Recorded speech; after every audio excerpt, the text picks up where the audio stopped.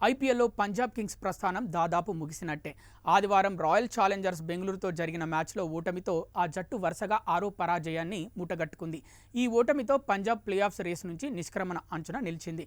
Match అనంతరం డగౌట్లో head coach, దిగ్గజ క్రికెటర్ రికీ పాంటింగ్ ఒంటరిగా తీవ్ర నిరాశతో కూర్చున్న దృశ్యం అందరినీ కదిలించింది.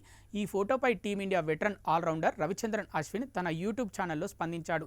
పాంటింగ్ ఒంటరిగా కూర్చున్న ఫోటో ఎంతో భావోద్వేగంతో కూడుకున్నదని, పంజాబ్ పరిస్థితికి ఫ్రాంచైజీ యాజమాన్యమే కారణమని తీవ్రంగా విమర్శించాడు. జట్టు ప్రయోజనాలను పక్కనబెట్టి 2 వేర్వేరు హోమ్ గ్రౌండ్లలో ఆడాలన్న ఫ్రాంచైజీ నిర్ణయమే కొంపముంచిందని స్పష్టం చేశాడు.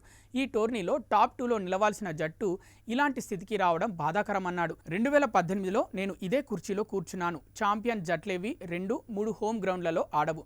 మొహాలీలో వరుసగా గెలిచి మంచి ఊపు మీదున్న సమయంలో ధర్మశాలకు వచ్చి వరుసగా 3 మ్యాచ్లు ఓడిపోయారు. వారి ఓటమికి వారే కారణమని అశ్విన్ అన్నాడు. మొహాలీ, ధర్మశాల పిచ్లకు పేస్, బౌన్స్ విషయంలో చాలా తేడా ఉంది. ఎత్తులో తేడా ఉండడంతో పిచ్ భిన్నంగా ప్రవర్తిస్తుంది అని వివరించాడు. దీనివల్ల యువ ఆటగాళ్లు, విదేశీ ఆటగాళ్లు కూడా తీవ్రంగా ఇబ్బంది పడ్డారని గుర్తు చేశాడు. క్రికెట్ అవసరాల కన్నా వ్యాపార ప్రయోజనాలకు ప్రాధాన్యతనిస్తే ఫలితాలు ఇలాగే ఉంటాయని, ధర్మశాలలో ఒక్క మ్యాచ్ గెలిచినా ఇప్పుడు వారి పరిస్థితి వేరేలా ఉండేదని అన్నాడు.